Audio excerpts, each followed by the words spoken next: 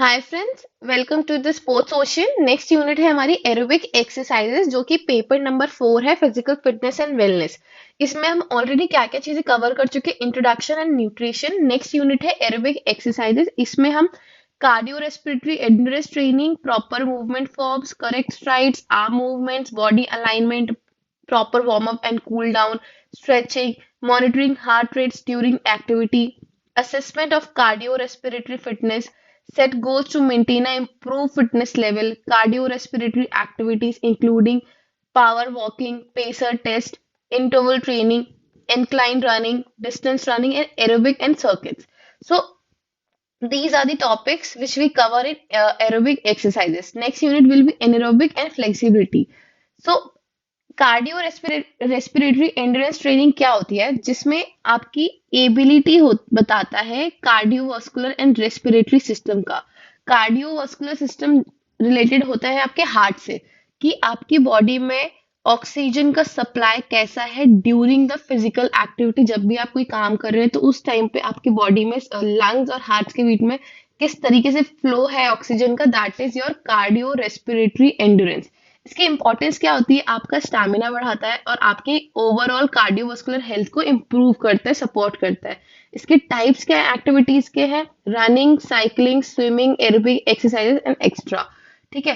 So next topic आता है proper movements और फॉर्म्स क्या होते हैं। प्रॉपर मूवमेंट एंड फॉर्म्स में देखो, जैसे कि ये पीछे होके चल रही है आपके नॉर्मल बॉडी पोस्चर से, तो दिस इज रॉन्ग। ये आगे की तरफ बेंड होके चल रही है, this is also wrong. But ये एकदम स्ट्रेट चल रही है, कहीं पे आगे पीछे बेंड नहीं, this is proper body form.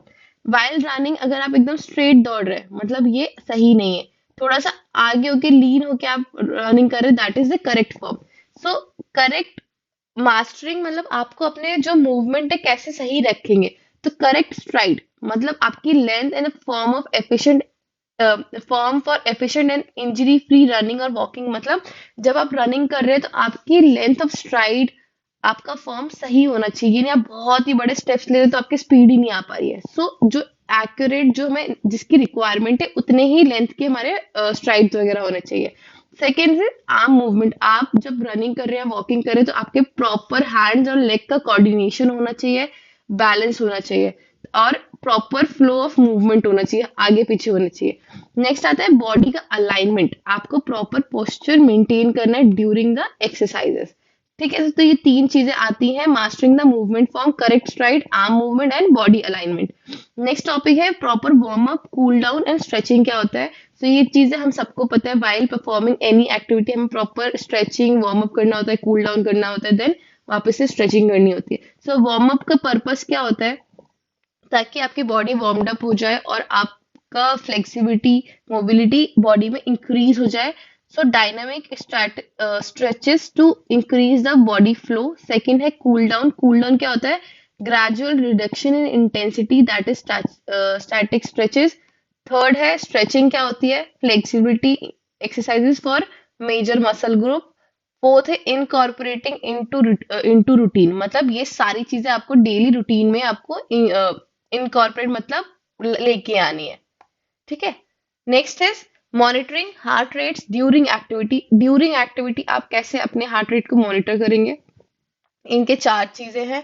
Listening to your heart rate में अंडरस्टैंडिंग हार्ट रेट जोन, आपको समझना पड़ेगा कि कब रेस्ट वाले टाइम पे कितनी हार्ट रेट्स है, आपने क्या टारगेट कर रहे हैं, मैक्सिमम हार्ट रेट क्या होती है। सेकंड है मेथड्स ऑफ मॉनिटरिंग, आप कैसे कैसे अपनी हार्ट रेट मॉनिटर कर सकते हो, या तो वेरेबल डिवाइसेस, पल्स चेक से, और परसीव एक्सर्शन, आपको बॉडी में कितना एक्सर्ट हो रहा है उसके तरीके से भी, कितनी जल्दी एक्सर्शन हो रहा है आपकी, सांस ऊपर नीचे कैसे हो रही है, उससे भी आप इसको रेट कर सकते हैं। Third is benefits of monitoring, इससे क्या फायदे होंगे आपको, आपकी और आप ध्यान दे सकते हैं कि आपकी ट्रेनिंग का इंटेंसिटी ऑप्टिमल है कि नहीं है। प्रिवेंटिंग ओवर एक्सर्जन, मतलब आप बहुत ज्यादा अपनी बॉडी को ओवर एक्सर्ट तो नहीं कर रहे, मतलब बहुत ज्यादा जितनी कैपेसिटी उससे ज्यादा तो फोर्स नहीं कर रहे हो कोई भी काम करने के लिए। नेक्स्ट आता है practical tips for cardio respiratory का एंडोरेंस। क्या क्या टिप्स हैं कि आपकी कार्डियो रेस्पिरेटरी एंडोरेंस बढ़े। तो आपको कंसिस्टेंट रहना है अपनी ट्रेनिंग में, मतलब रेगुलर रहना है। ग्रेजुअल प्रोग्रेशन मतलब धीरे धीरे अपने जो भी आपने लोड दिया है, वर्क गोल फिक्स किया, उसको धीरे धीरे ग्रेजुअली बढ़ाना है। ठीक है। देन आता है लिसन टू योर बॉडी, मतलब आपको फटीग तो नहीं हो रही, आप ओवर ट्रेनिंग तो नहीं कर रहे हो, आप अंडर ट्रेनिंग तो नहीं कर रहे हो, वो सब आपको देखना पड़ेगा कि आपकी बॉडी का इनटेक क्या है और आप उसके अकॉर्डिंग अपनी बॉडी को ट्रेन करें।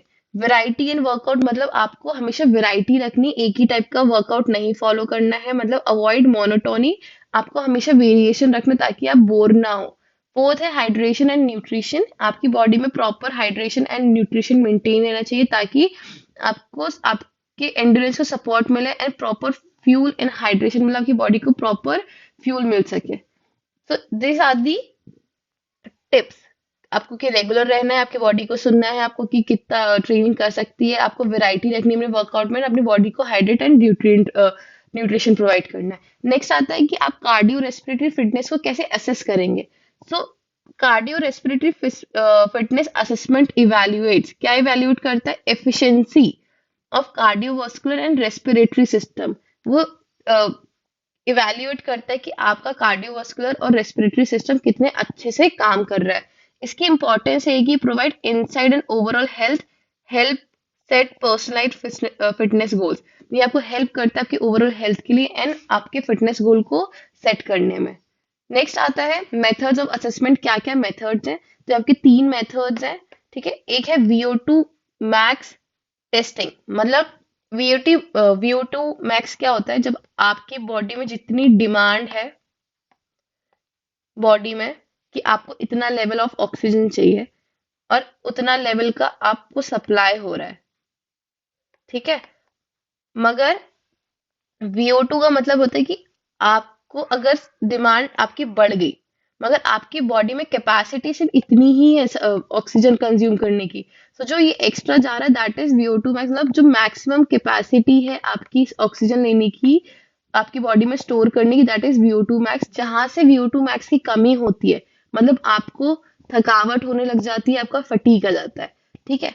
सो ये चीज होती है VO2 मैक्स, मतलब इसका मतलब होता है कि measuring the maximum amount of oxygen an individual can utilize during intense workout, मतलब मैक्सिमम ऑक्सीजन आपकी बॉडी कंज्यूम कर सकती है जब आप कोई भी वर्कआउट कर रहे हैं, ठीक है। उसके बाद सम मैक्सिमल एक्सरसाइजेस टेस्ट, मतलब आपको आपको प्रिडिक्ट करना है आपका फिटनेस लेवल बेस्ड ऑन सब मैक्सिमल एफर्ट, कि आप कितना मैक्सिमल एफर्ट डाल सकते हैं। Third is heart rate monitoring, आपके हार्ट रेट को मॉनिटर करना है कि उसकी कितनी हार्ट रेट हो रही है during the workout. So assessing heart rate response to exercise for an estimate of fitness.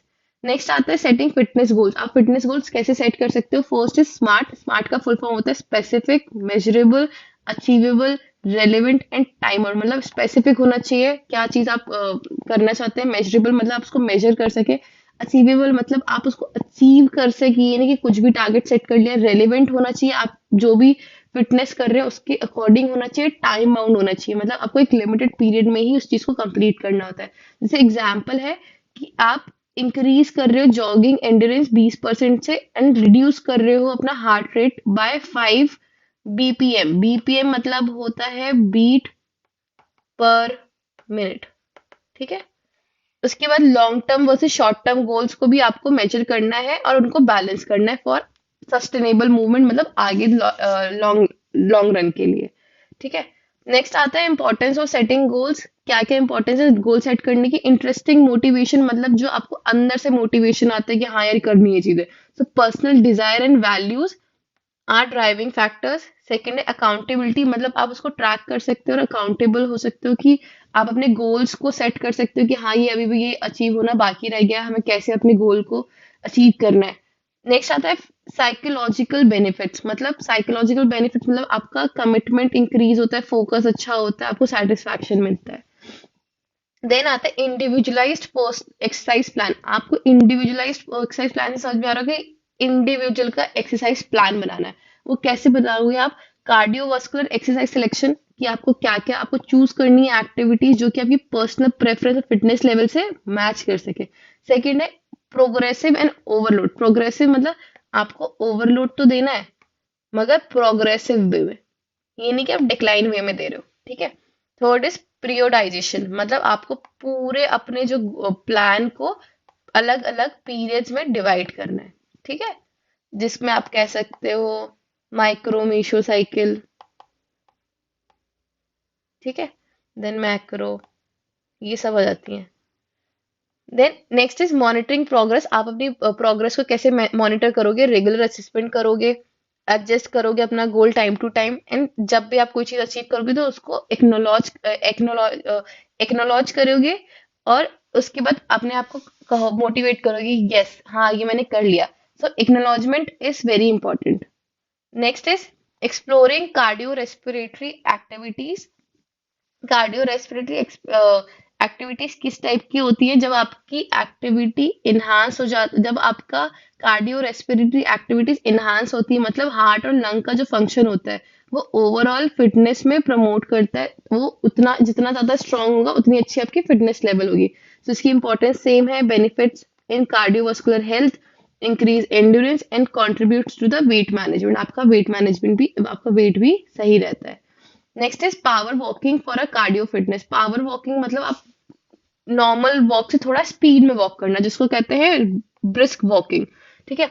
Emphasizing on arm movement for added intensity, मतलब आपके हाथ के मूवमेंट फास्ट रहते ताकि आप जिससे और तेज चल सके। इसके बेनिफिट्स है low impact, accessible, effective for beginners, beginners लोगों के लिए अच्छा होता है। टिप्स क्या है कि आपको प्रॉपर मेंटेन रखना है अपने पोस्चर को, आर्म को स्विंग करना है नेचुरली बट स्पीड में। Next is pacer test. क्या होता है पेसर टेस्ट में?